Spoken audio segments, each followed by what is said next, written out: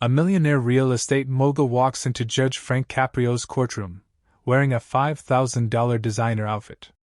Within 60 seconds, she makes a statement so insulting, so breathtakingly disrespectful, that even seasoned court officers freeze in shock. What happens next isn't just a court ruling. It's a masterclass in why wealth cannot shield you from accountability, and why some insults demand absolute justice. Before we reveal the devastating consequences of Victoria Ashford's moment of arrogance, hit that subscribe button right now. We're racing towards 600,000 subscribers, and this story, about respect, consequences, and the justice system defending its dignity, will remind you why courtrooms remain the last place where money means nothing, and character means everything. Here's a question: when did our society forget that some people deserve respect, not because of their bank account, but because of what they represent? Because what happened to Victoria Ashford proves that contempt of court isn't just a legal term.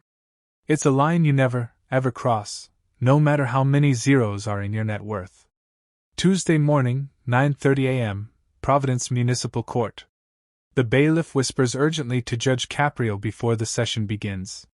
"Your Honor, this defendant has been difficult with court staff, dismissive, condescending. She demanded we reschedule because she had a conference call." The judge nods, understanding that this hearing might require extra patience. The citation reads: Victoria Ashford, age 52, cited for running a red light with aggravating circumstances. The officer's notes mention a pedestrian nearly struck. The defendant refused to provide her license, stating her lawyer handles these matters. Victoria Ashford enters the courtroom like she's walking onto a stage, where she's both director and star. The Valentino suit fits perfectly, tailored to emphasize success. Diamond earrings catch the fluorescent lights. Her Hermes handbag, worth more than most people's monthly salary, hangs from her wrist. But it's not the luxury that fills the room. It's the attitude, the way she doesn't bother looking at anyone directly, the way her phone screen glows in her hand, more important than the proceedings, the way she sighs, as if this entire process is beneath her dignity.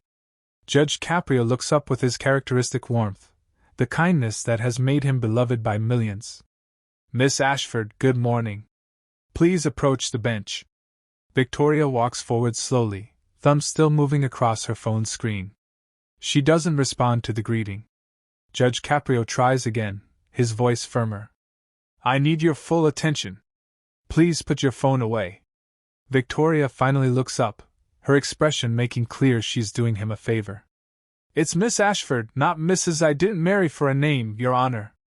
I built my own empire." The correction comes with an edge, as if the judge somehow insulted her by assuming marriage to find her success. She slides the phone into her bag with deliberate slowness, a gesture saying she'll comply, but only because she chooses to, not because he asked. Judge Caprio maintains his composure. "Miss Ashford, you're here regarding a traffic citation, running a red light on Benefit Street. How do you plead?"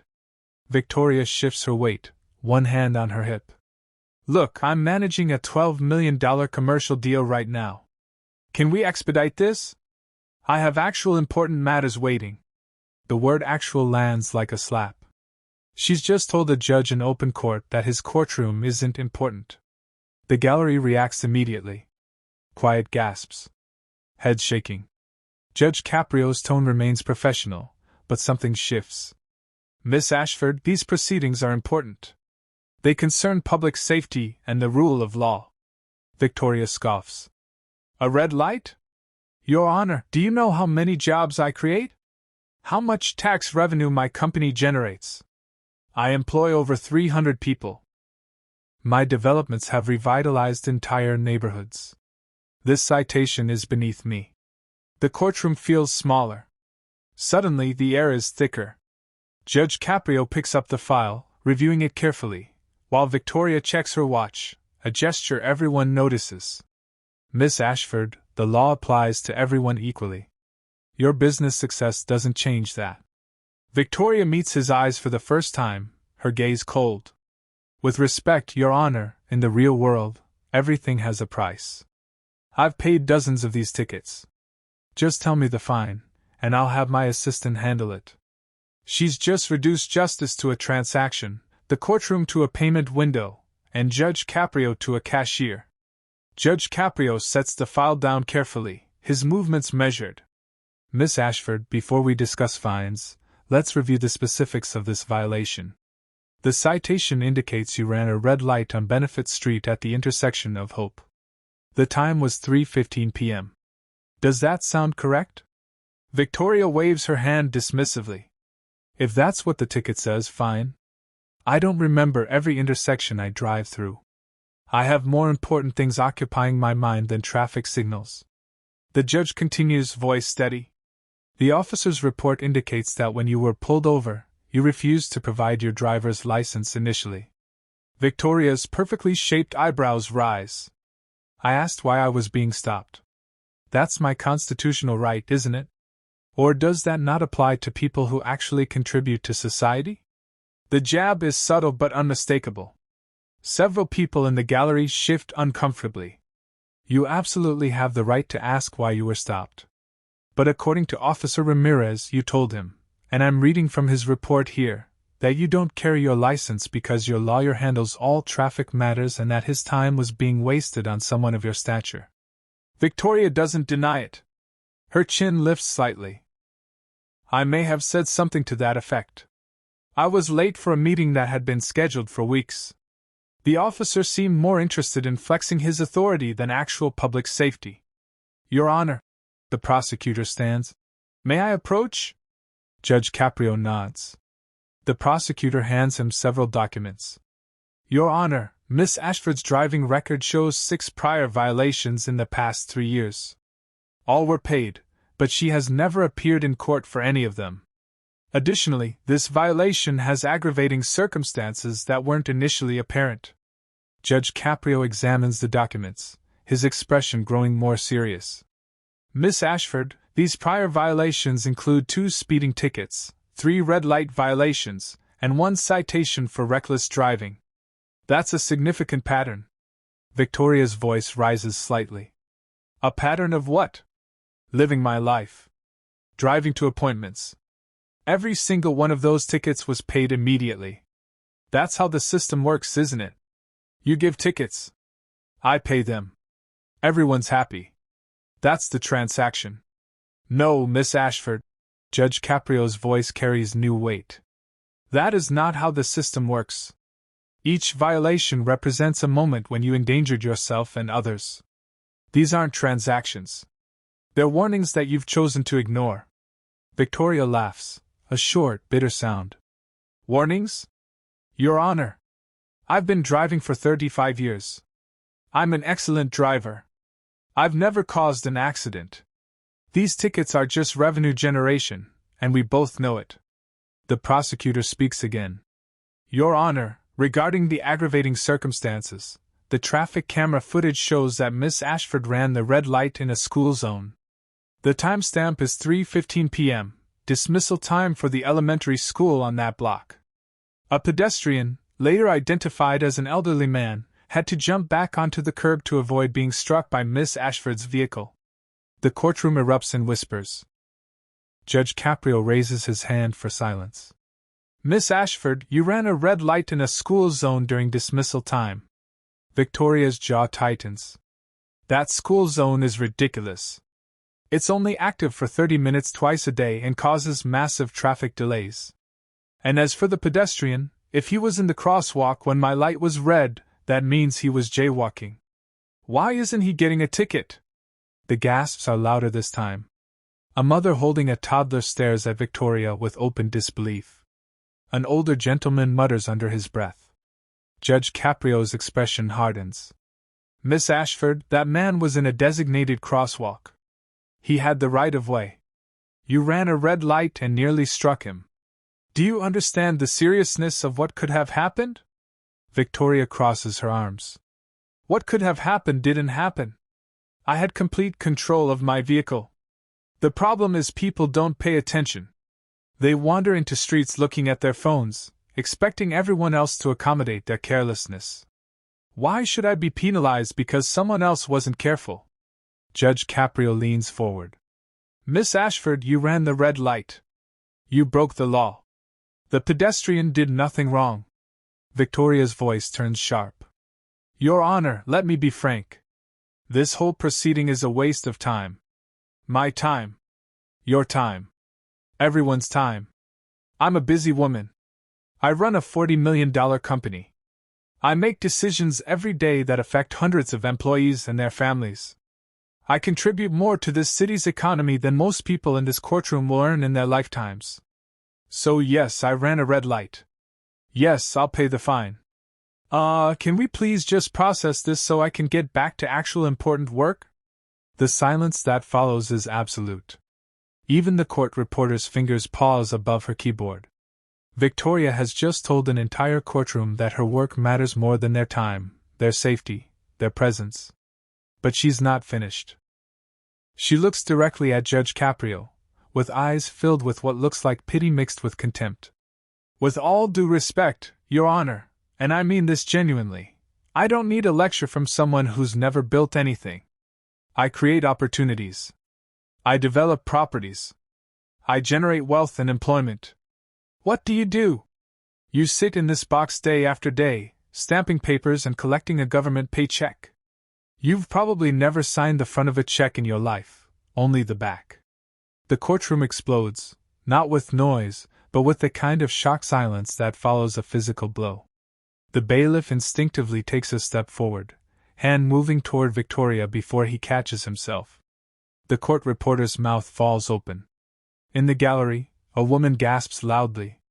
A man in a veteran's cap stands up, face red with anger. Another person whispers, "She didn't just say that, but she did." Judge Caprio's face transforms. The warmth that defines him vanishes. His eyes, usually gentle and understanding, become hard. His jaw sets. His hands, once resting calmly on the bench, now grip its edge. "When you speak, Miss Ashford," he says quietly, but his voice fills the courtroom with weight. "Did you just tell this court that my service to the law is meaningless?" Victoria doesn't back down. "I'm saying that you and I operate in different worlds, Your Honor. In my world, results matter. Productivity matters. I can't afford to spend my morning in a courtroom over something that should take 5 minutes to resolve. This isn't personal. It's just reality." Judge Caprio stands. When he stands during a hearing, everyone who knows him understands that something significant is happening. "Miss Ashford," he says, ice in his voice, "you have just demonstrated the most profound disrespect for this court that I have witnessed in 38 years on this bench." Before Victoria can respond, a voice comes from the gallery. "Your Honor, may I speak?" Judge Caprio's eyes move to the source. An elderly man in his 70s, wearing a military veteran's cap, stands with careful dignity. "Please, sir, state your name." "Robert Chin, Your Honor. United States Army, Korea. I've lived in Providence for 52 years, and I need to say something."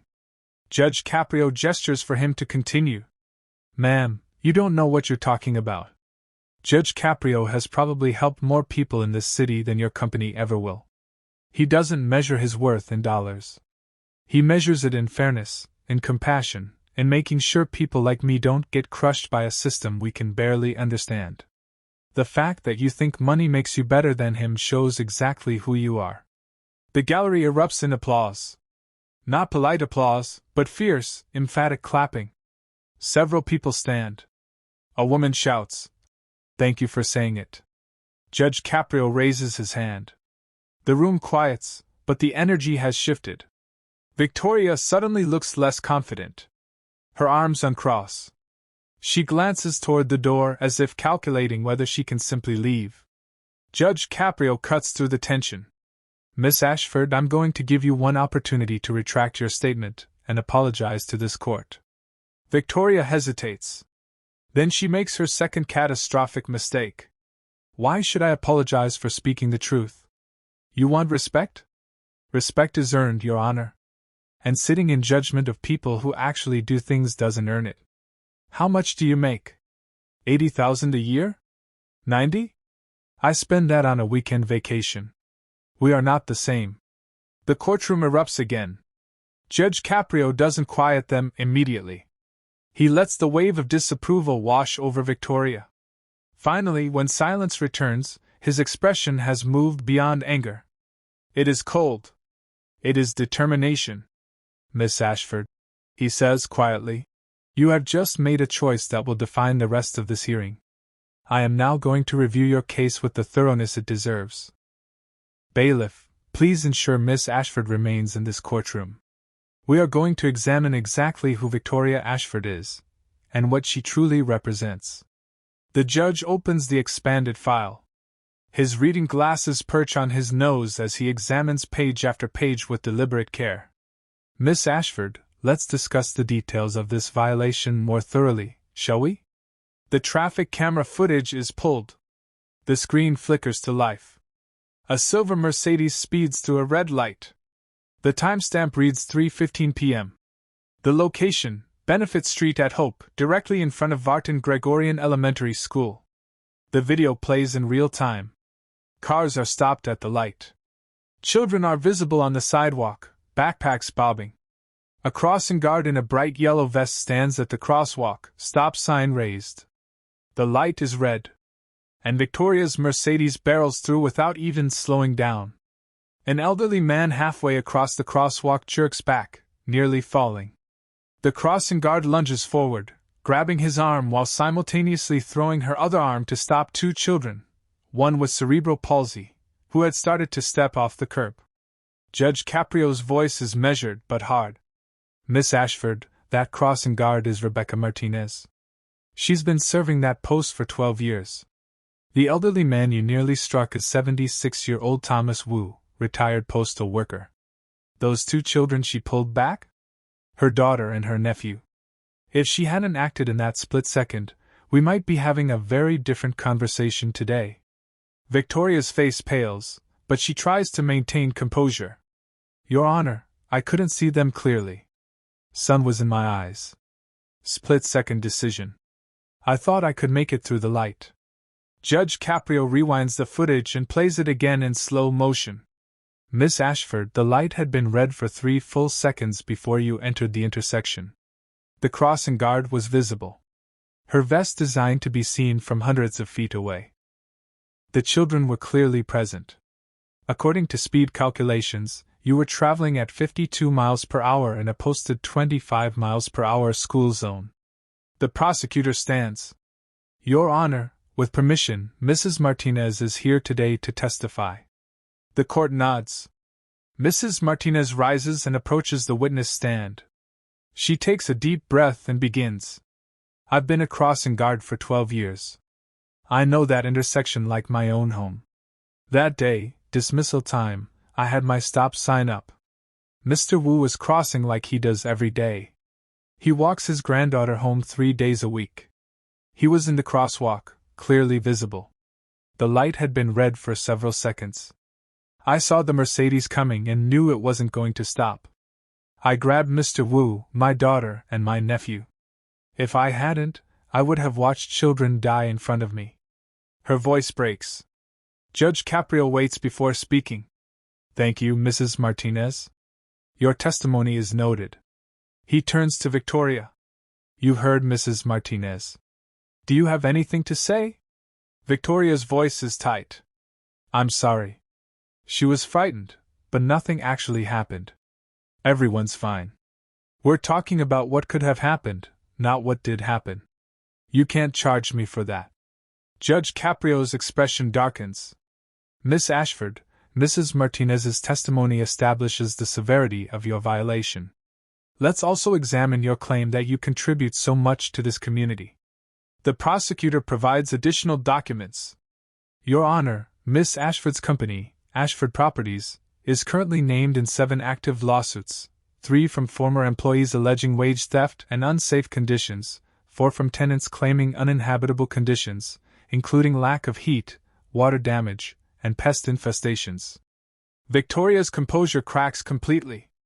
Those lawsuits are frivolous. My lawyers are handling them. This has nothing to do with a traffic violation. Judge Caprio closes the folder slowly. Miss Ashford, you came into this courtroom claiming you contribute to society, that you create opportunities, that you matter more than the laws that govern everyone else. These documents tell a different story. They tell of a woman who exploits employees and tenants, who believes wealth insulates her from accountability. He opens another page. The city building inspector has issued 17 violations across your properties in the past 18 months, 3 red tag orders for immediate hazards. One building had non-functioning smoke detectors in 12 units. Another had exposed electrical wiring. You weren't negligent, Miss Ashford, you were dangerous. Victoria's hands tremble. Those violations were corrected. We fixed everything. Judge Caprio rises again, voice filling the courtroom. No, Miss Ashford. Attorneys exist to represent you, not exempt you from responsibility. You seem to believe money shields you from consequences, that your wealth makes you immune to the rules that govern everyone else. Today, you will learn you are wrong. The original fine for running a red light in a school zone is $500. However, given the aggravating circumstances, your speed of 52 miles per hour in a 25 miles per hour zone, the near miss with pedestrians, and your complete lack of remorse, the fine is increased to the maximum penalty allowed, $2,500. Victoria's eyes widen. $500 for a red light? That's outrageous. Judge Caprio doesn't flinch. Your license is hereby suspended for 6 months. During that time, you will complete an 80-hour community service assignment at Hasbro Children's Hospital, and a mandatory 40-hour defensive driving course, in person, not online. Furthermore, for contempt of court for insulting this judicial system, you are fined an additional $1,000. Total today, $3,500 plus court costs of $450, $3,950. Victoria's voice is shrill. You can't suspend my license. I need to drive for my business. How am I supposed to get to work? Judge Caprio's response is immediate and cold. Like millions of people in this city, public transport, rideshare, walking. Your business will survive. Your employees will manage. And perhaps the roads will be safer in your absence. Victoria tries again, desperate. I'll appeal this. It's excessive. Punitive. Not justice. Judge Caprio leans forward, eyes locked on hers. Justice, Miss Ashford, is exactly what this is. Justice is telling you no. Justice is holding you accountable for treating people as obstacles instead of human beings. You came in believing your wealth made you special. You leave understanding that, in the eyes of the law, you are no different from anyone else. He softens slightly, losing none of his steel. You ask me what I do, Miss Ashford? I ensure that, for a few hours each day, your bank account means nothing, your properties mean nothing, your self-proclaimed importance means nothing. Here, you are simply a citizen who endangered lives and showed contempt for the system that protects us all. The gavel finally falls. Silence. Victoria stands frozen. Her face is a mixture of shock, anger, and perhaps the beginning of understanding. The bailiff approaches. Miss Ashford, surrender your license. You are not to operate a motor vehicle for 6 months. Violation of this order will result in criminal charges. Victoria walks out, expensive heels clicking. Judge Caprio adds one final statement. Miss Ashford, I hope you use these 6 months wisely. At the hospital, look into the faces of children and understand what you almost caused. On the bus or train, sit next to people whose lives you've never considered. When you return to show proof of your community service and driving course, come as a different person than the one who walked in today. The gallery watches her leave. Spontaneous applause erupts. Judge Caprio nods to Mrs. Martinez, who wipes tears, and to Mr. Chin, who salutes him. Justice has been served. Respect cannot be bought. Arrogance has consequences. In Judge Caprio's courtroom, and courtrooms like his everywhere, wealth is no defense against the truth.